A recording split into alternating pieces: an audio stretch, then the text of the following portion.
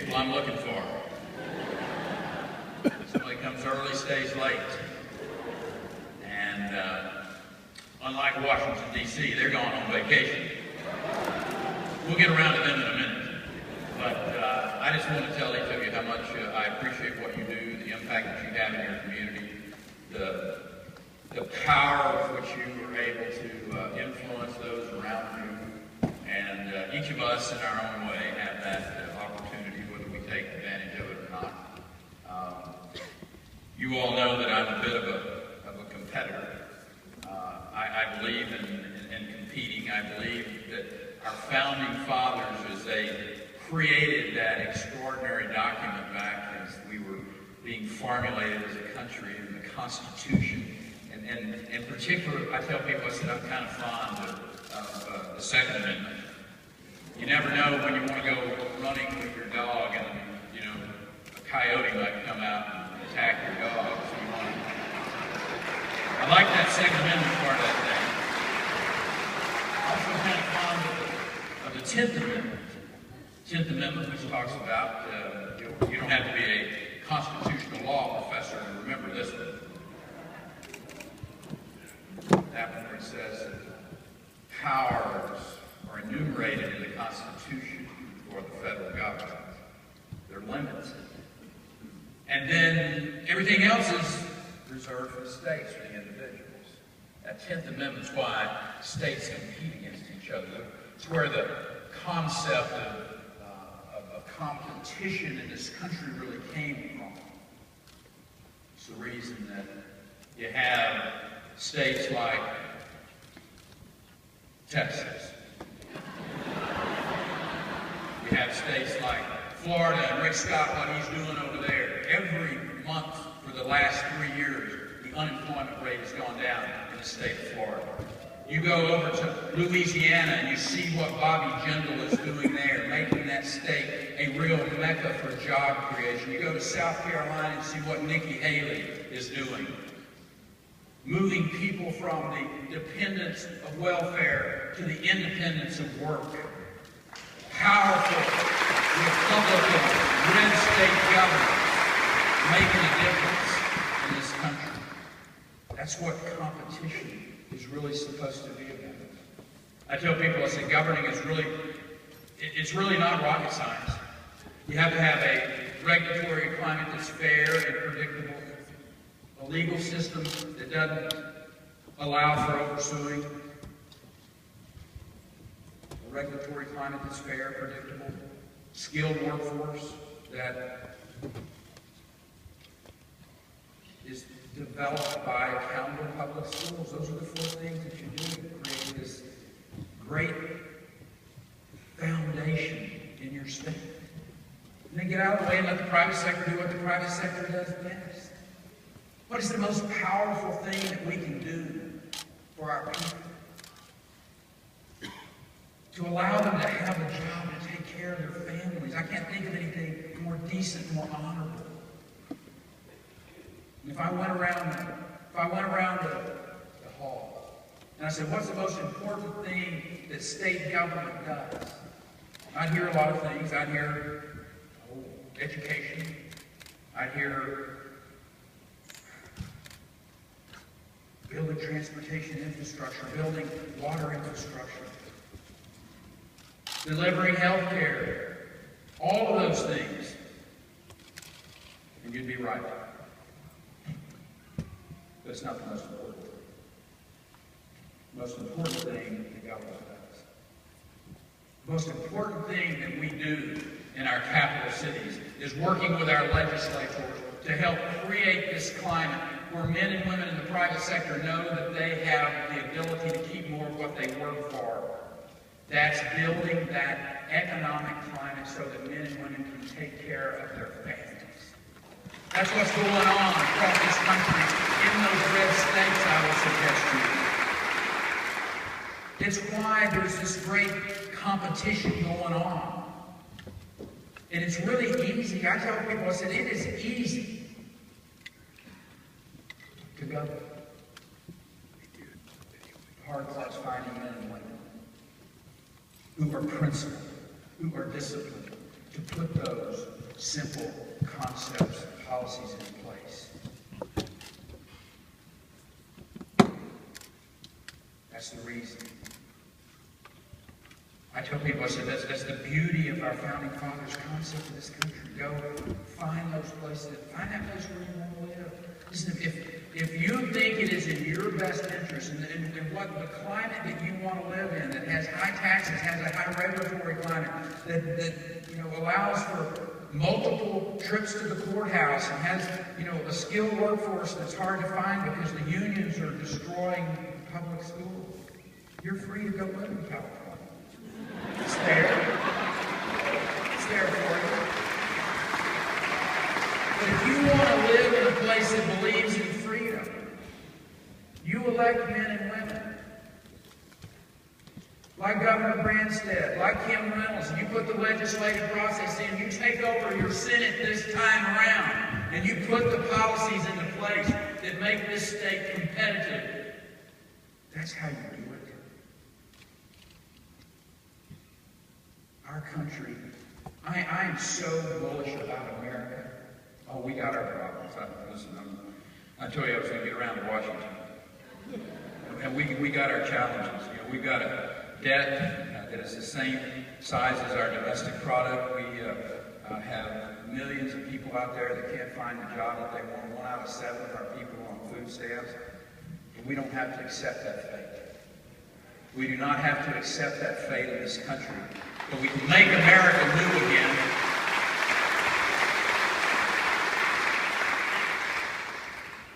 Our foreign policy is a muddled mess. When I think about what's going on in Israel, when I see Libya, and then I see Egypt, and then I see what's going on in Israel, and then I think about Ukraine, and then back in Iraq. A foreign policy that is absolutely, it's not distinguishable from anything. We have to get Washington back.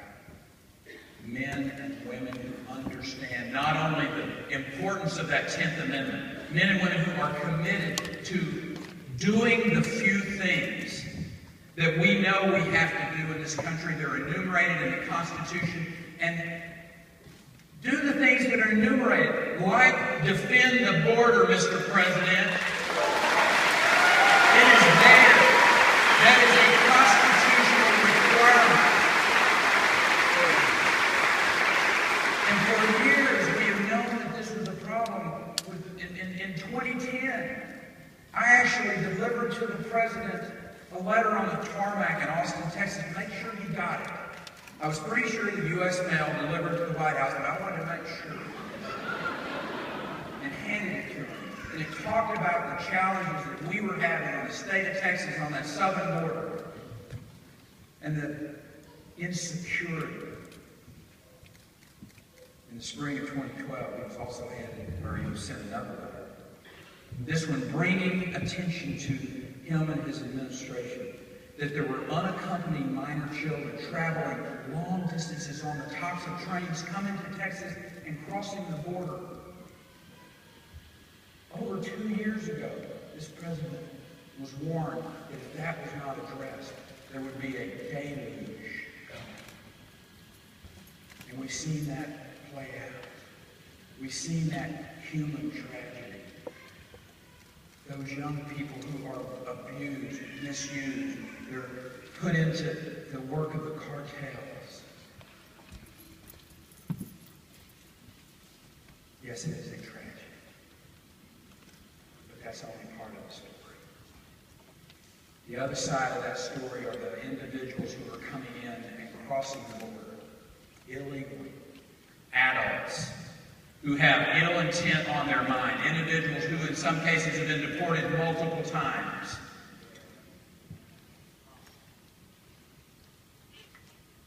Like the individual who last week killed a Border Patrol agent in front of his family while they were fishing in Willacy County. Like the individuals in Parker County who molested a 9-year-old girl, people who had been deported multiple times. The message to Washington, the message to the President of the United States is clear. If you will not secure the border of our country, then the state of Texas will.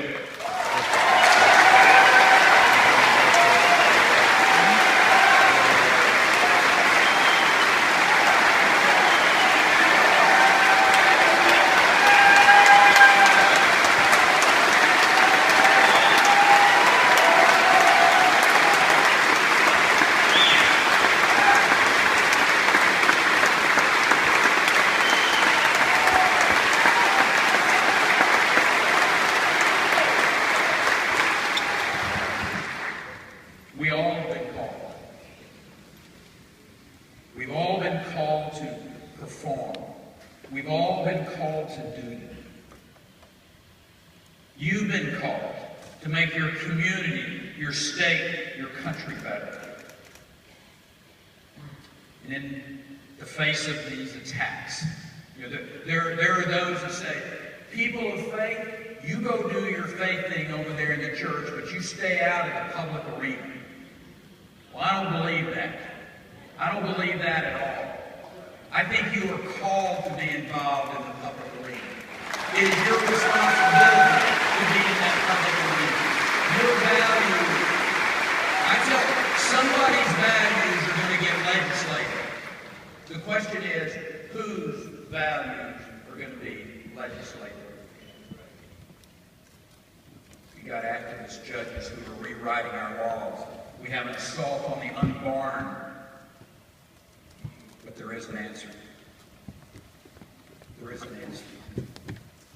And it comes from the words of Isaiah in 6:8. And it says, "Here am I, send me." That is your challenge. That is our challenge. If you're concerned about the family unit in America today, about children that are raised by video games and parents who are shuffling from job to job, then stand in the gap and proclaim, "Here am I, send me." Your heart breaks from this human trafficking issue that we see. Young women being abused and exploited. Then stand in the gap and say, "Here am I, send me."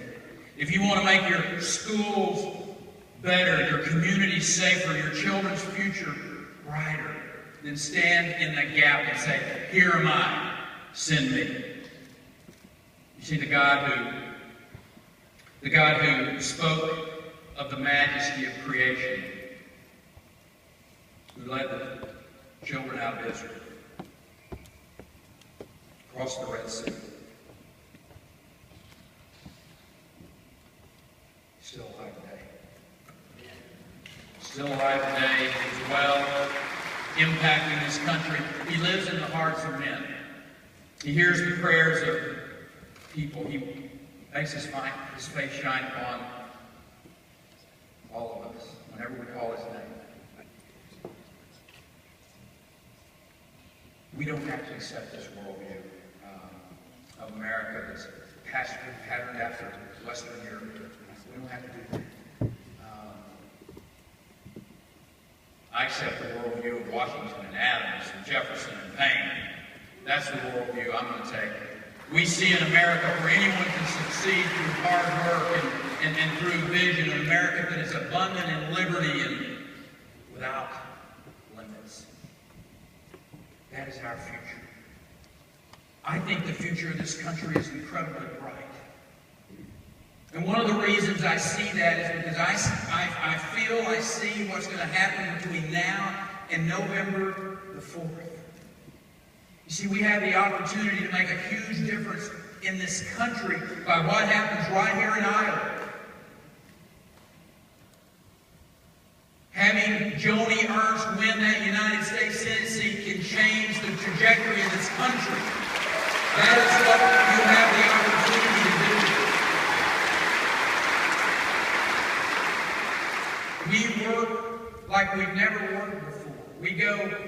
We talk to our friends, our families, we talk to strangers, anyone that crosses our path, we share with them the vision for this country. We share with them where they can see in us the brightness of America, the goodness of America, the future of this country. The future of America is in your hands. You have the power. You have the power to unify the American people behind an agenda of opportunity and aspiration, of freedom, of innovation. But you also have the responsibility.